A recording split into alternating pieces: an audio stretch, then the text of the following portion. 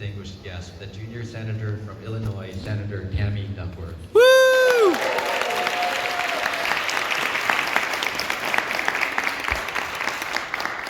Senator Duckworth is an Iraq War veteran, Purple Heart recipient, and former U.S. Army helicopter pilot who was among the first Army women to fly combat missions during Operation Iraqi Freedom. After sustaining life-changing injuries in 2004, she became a tireless advocate for veterans, continuing her service at Walter Reed, the Illinois Department of Veterans Affairs, and ultimately the U.S. Department of Veterans Affairs. Since her election to Congress in 2012 and later to the U.S. Senate in 2016, Senator Duckworth has been a strong champion for veterans, working families, and people with disabilities. Currently, she serves as ranking member of the Senate Commerce Subcommittee on Aviation.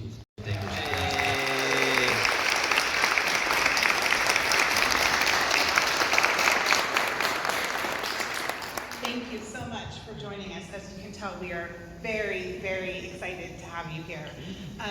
This Courageous Conversation closes out a great month of programming for Women's History Month, so we're so thrilled that you could be here in our beautiful aviation museum in SFO's Diane Feinstein International Terminal. So thank you so much for joining us. I think what's top of mind for a lot of people in this room is the partial government shutdown and some of the chaos that's been happening at TSA checkpoints. We at SFO are a security partnership airport, so we have Covenant Aviation workers that staff our checkpoints, so we have not seen some of the issues that we've seen across the nation, but I'm wondering if you can talk to us in your role as the ranking member of the Commerce. Senator to give birth, and it took over 200 years, 240 years. Wow. I mean, the men have been having babies for 200 plus years. They just didn't have to give birth to them. And they could claim some of them as their own babies. But no, I was the first, but it took that long for this nation to elect a woman of childbearing age, right? And that's a commentary on our nation. Now listen, I had her at 2 weeks after I turned 50. So I really wasn't of childbearing age. I literally went from giving birth to my baby and in the Senate, breastfeeding for a year, and then I went right into menopause. Wow. Wow. So, thank God for IVF. So it's not a big step forward that I was the first one to give birth. There was a lot of IVF. But that being said, the rules were so archaic that in the Senate, there's no electronic voting. You actually have to go onto the floor, stand in front of the secretary, and go like this.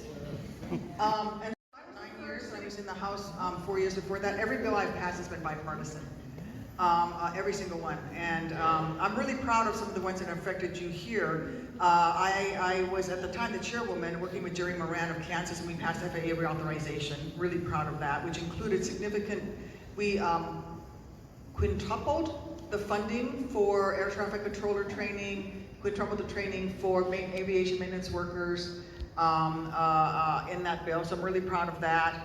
All of those breastfeeding pods, I wrote that bill. Yeah. In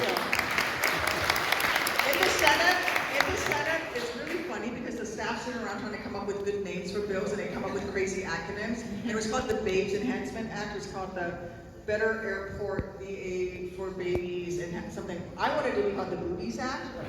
Yeah. They wouldn't let me go with it. I'm like, come on, come up with an acronym for boobies. That would be a great name for it. But it was called the Babes Act. Love it. And I all have the same story in your families. On the one hand, on my dad's side, my dad's family has been here since before the Revolution. They were brought over as indentured servants to a British lord in the early 1700s. In fact, they fought in the Revolution. I mean, they were kind of forced to fight in the Revolution. No, they weren't. They left their British lord to fight in the Revolution. They had fought in the French and Indian Wars prior to the Revolution, so I'm a daughter of the American Revolution. But on the other hand, on my mother's side, she's Thai. She didn't become a citizen until her 50s. She was proud to be Thai. She was married to an American, had American kids, had a green card for 3 decades before she finally got pissed off and wanted to vote, and that's when she became a citizen, because she just got really mad. But we all have these stories, right? These immigrant stories. And so I'm really proud that I have that legacy of service in my family, but I'm also really proud that I have that legacy